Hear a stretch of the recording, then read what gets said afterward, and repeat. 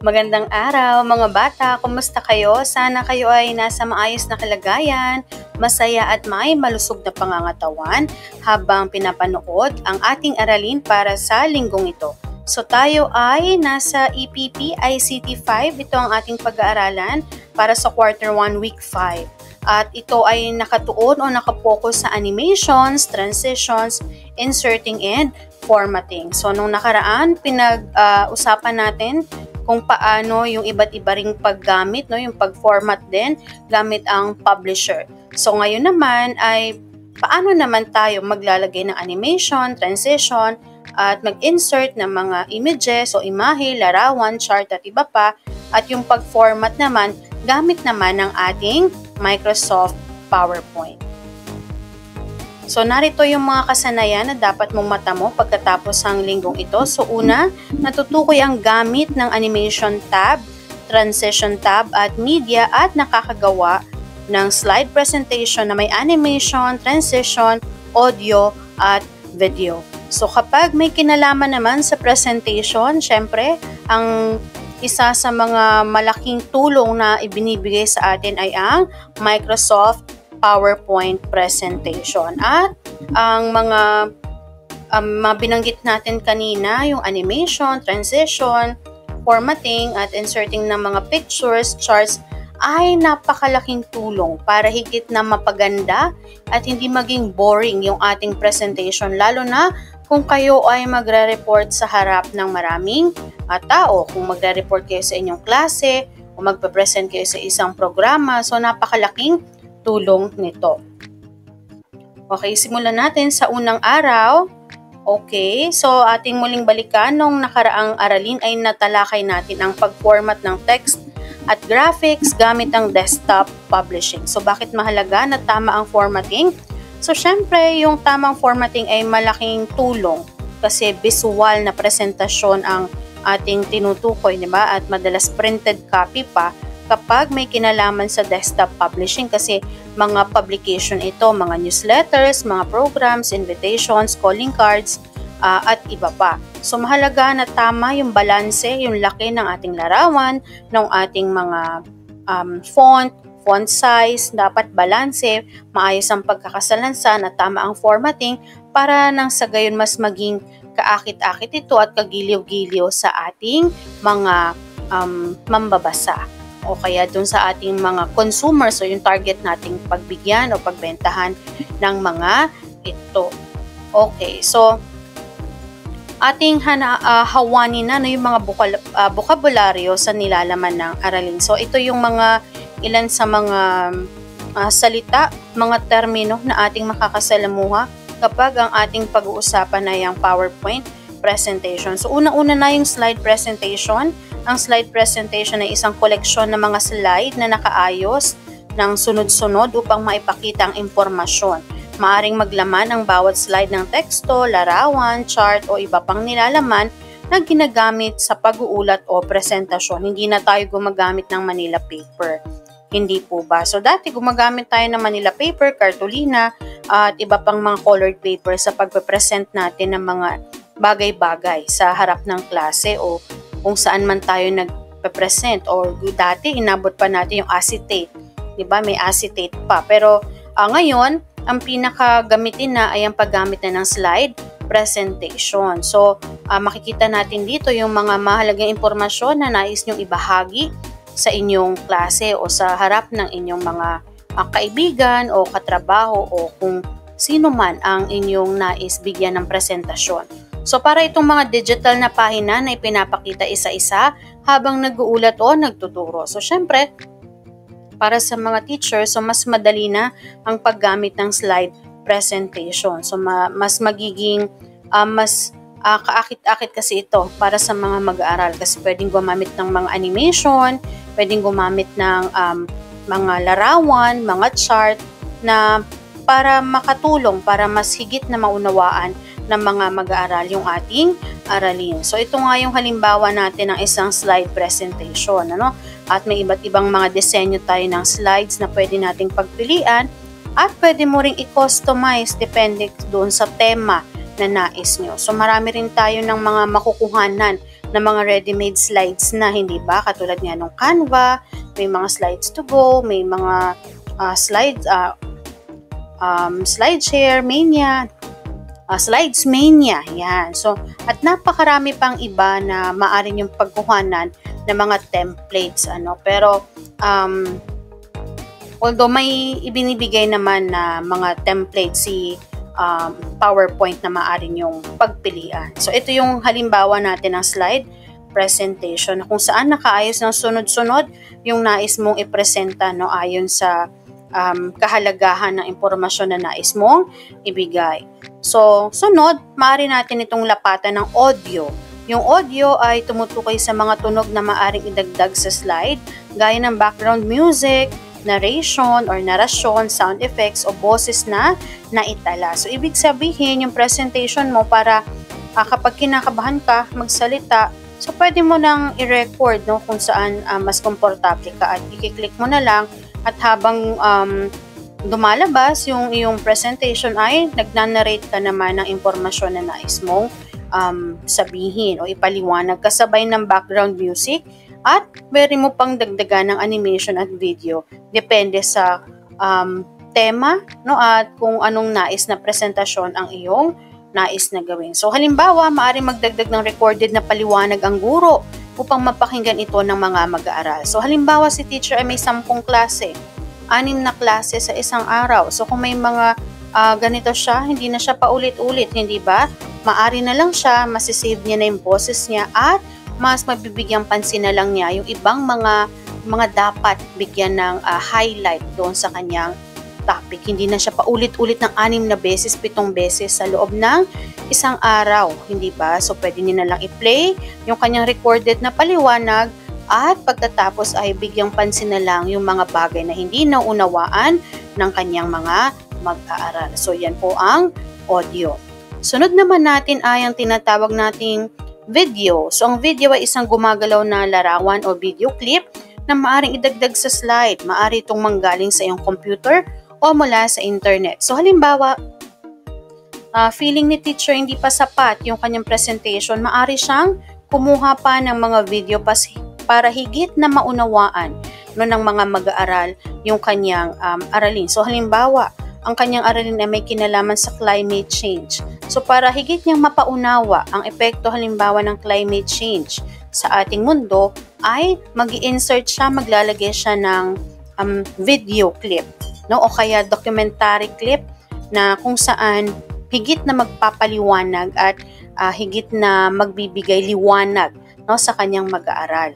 So halimbawa, ang isang ulat na sa agham ay maaaring magpakita ng video ng eksperimento. So kung halimbawa medyo limitado ang kagamitan sa loob ng paaralan, maaaring magpakita ng video yung guro ng aktual na eksperimento kung halimbawa paano nangyayari yung ganoong experiment, para naman nang sa gayon ay nakikita pa rin ng mga mag-aaral, na visualize nila, nauunawaan nila yung proseso ng eksperimento na ginagawa. So paglalagay, maaari tayong maglagay ng video. So actually yung PowerPoint natin, pwede rin natin siyang i-export bilang video. So siguro sa mga susunod na mga panahon sa kanyo na iyon, pagtutuunan ng pansin.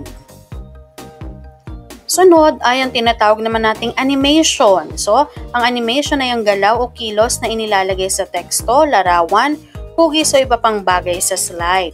Ipinapakita nito kung paano lumalabas, gumagalaw, o nawawala ang mga bagay sa slide. So halimbawa, ayaw mo munang ibagsak lahat yung impormasyon.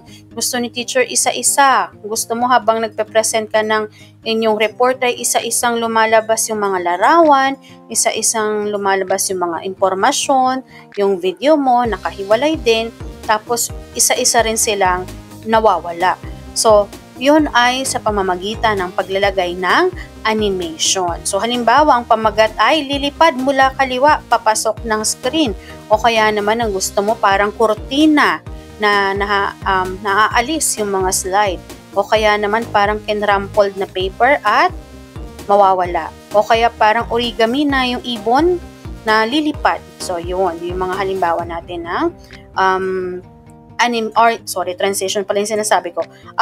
So, yung animation, halimbawa yung biglang maglalabas, no, mula sa gitna, ang inyong mga larawan o manggagaling sa kanan o manggagaling sa kaliwa, sa baba o sa taas. Okay, at depende na lang kung sa paanong paraan ito mangyayari. So, pwedeng umiikot yung mga salita papunta doon sa kanyang presentation o kaya naman manggagaling sa gilid, no, nagja-jump siya papunta doon sa presentation mo. Ito yung binabanggit ko kanina, no, paumanhin. Ito yung transition. Ito yung may mga origami, yung may mga kurtina, yung parang may mga crumpled paper. Ito po yung transition. So, mula sa isang slide patungo sa isang slide. So, ang transition ay ang visual effect o galaw na nangyayari kapag lumilipat mula sa isang slide papunta sa susunod. Halimbawa, unti-unting nawawala ang unang slide habang lumilitaw ang kasunod na slide. So, para saan yung transition? Para mas maging smooth, no, yung pag-flow ng inyong presentation at hindi parang basta na lang nagpapalit ng slide. So, parang mas nakakagaan sa mata, no, tingnan kapag gumagamit tayo ng transition. Okay, so para naman sa ikalawang araw, tayo naman ay magsasagawa na, no, ng kung paano ba nilalapatan ng transition yung ating mga presentation. So, pagsasagawa ng slide presentation na may transition. So, paano ba natin ginagawa yan? So, una, magbukas ka ng slide presentation application at pindutin ang blank presentation. So, para makapagsimula ka. Sunod naman, pindutin mo ang new slide at pumili ng nais na template. No? Meron doon. Pag kinlik mo yung new, meron sa baba. Pag nag-click ka naman ng blank presentation, puntahan mo yung design, mayroon din doon, lalabas din doon yung iba't ibang template na nais mong gamitin o sa tingin mo ay sakto o doon sa tema ng iyong presentasyon na gagawin. So, pumili ka lang ng nais mong disenyo ng template na iyong gagamitin. Okay, sunod, pindutin ang Transition tab. Ito ay naglalaman ng mga visual effect kapag nililipat mo isang slide patungo sa kasunod nito. So, pwede ka maglagay na ng slide, pwede mo na siyang lagyan isa-isa o yung iba naman, kung kinakailangan lang nila magdagdag, saka lang sila nagdadagdag. So, ito yung mga halimbawa natin ng transition, no? Yung cover, morph, ano pa ba yung nakikita natin dito? Random bars, okay, meron pang cut, okay, at may curtains, yun yung sinasabi natin kanina. So, meron siyang parang door na nagbubukas, meron rin parang nag-glitter, ayan, at napakarami pang ibang transition. So, pumili mula sa morph transition effect hanggang sa fly-through, so marami kang pwedeng pagpilian. At lagyan ng bawat slide sa iyong presentation. Kung gusto mo, bawat isang slide, iba-iba sila ng transition effect, nasa sa iyo po yan. Ikaw ang masusunod kung anong klaseng transition ang iyong gagamitin para sa iyong presentation. Maliban na lamang kung may tiyak na ibinigay na panuto ang guro. Okay, so maaaring gumamit ng existing slide presentation at sundin lamang ang ikatlo at ikaapat na hakbang. So kung may existing slide kayo na gusto nyong lagyan ng transition, so pwede nyo yung buksan at lapatan ng transition. Ngayon naman ay pagsasagawa ng slide presentation na may animation. So ito yung kanina nating binanggit, no? Muli, buksan ang slide presentation application at pindutin ang blank presentation upang makapagsimula. Sunod naman, pindutin ang new slide at pumili ng nais na template, magdagdag hanggang makuha ang nais na bilang. So ngayon, maglagay ka ng salita, larawan, hugis, chart at iba pa.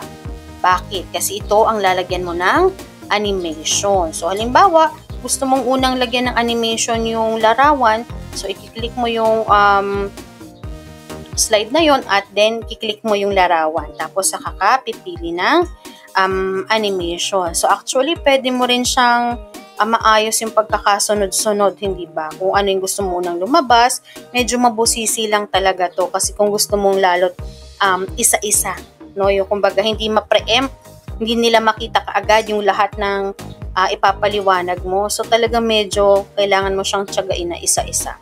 So pindutin ng Animations tab, gamit nito ay maaari mong pagalawin ng mga salita, larawan, hugis, chart at iba pang nilalaman ng iyong slide presentation. Ayan, may appear, may fade, fly in, float in, split, wipe, wheel, random bars, grow and turn, zoom, swivel, bounce. Yan yung pagpasok.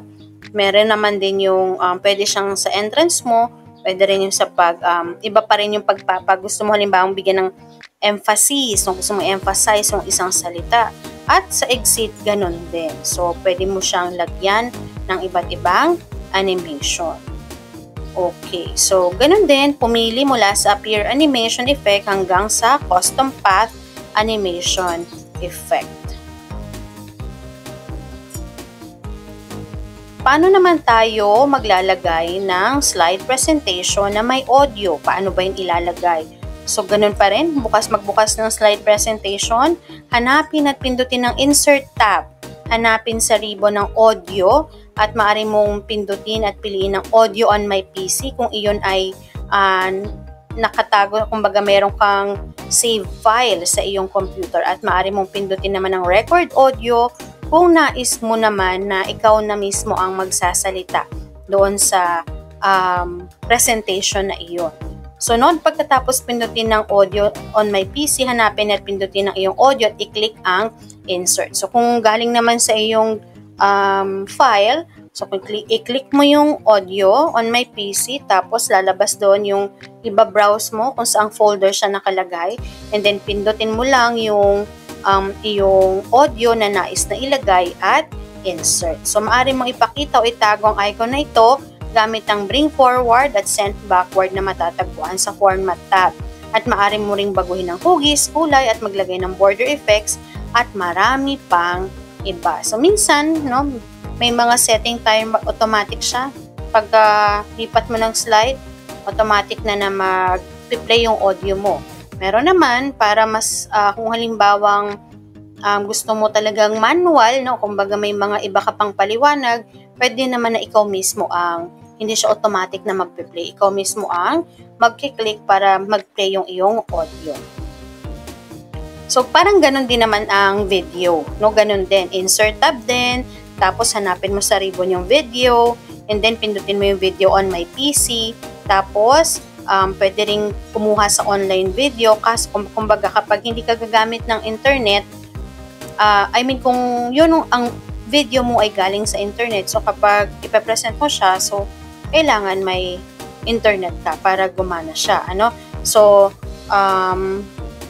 parang pinaka-safe doon ay i-save mo na lang, no, yung video mo para kung ang presentasyon mo man ay may connection or wala, hindi maabala ang iyong presentasyon. So, ganun pa rin, katulad ng ginawa natin sa audio, iba-browse mo lang kung saan folder nakatago yung video, i-click mo at i-insert. So, pwede mo rin yung i-adjust, depende. Kung halimbawa gusto mo, parang kunwari nakalagay yung video mo sa isang TV, maaari mong gawin yon, o kaya naman, halimbawa, gusto mo na parang ang presentation niya ay parang nasa laptop lang din na pinapanood, maaari mo rin yung gawin.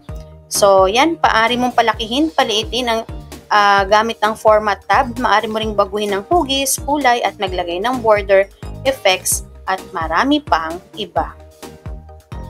Para naman sa day 3, so ito na yung inyong mga gawain, ano, na maaring sundan, okay, at i-personalize batay sa hinihingi ng ating gawain. So, una, slide presentation tungkol sa inyong sarili. So, sundin ang sumusunod na hakbang sa loob ng chart. Lagyan ng check ang katapat ng bahagi na natapos mo nang gawin. So, ito yung karugtong.